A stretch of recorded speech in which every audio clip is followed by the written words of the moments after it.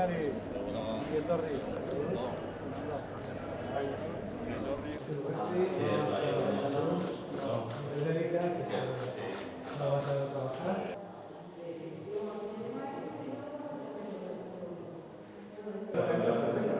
empezamos. Malinas, perdón, de Malinas desde Flandes y hay elementos positivos como es el grafismo, el color, que también le dirán de eso, y lo que está la panadería no se puede usar. Un patrimonio que está en la mitad, que ha hecho un gran esfuerzo. También esencial en esta exposición es haber sacado a la luz este documento que es letras.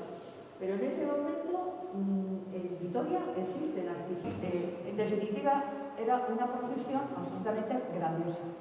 Y como dice Laura, que siempre me hace así, me dice, te recuerdo de la realidad, que la ciudadanía como otros que pasó en la zona de Castilla. En una restaurante en el taller, cuando varía con ácido clorhídrico, tendría que tapar entera porque se come el ácido clorhídrico, se come el vidrio. Y claro que eso pues se queda así, y luego aquí ya le pegamos las. Sepa que esa pieza es original de la. Entonces, esto antiguamente se cortaba por ahí, que ahí hay una pequeña muestra de cómo se cortaba. Se cortaba en la Edad Media, rulina de acero tungsteno. Esto, pues ahora según hacemos así.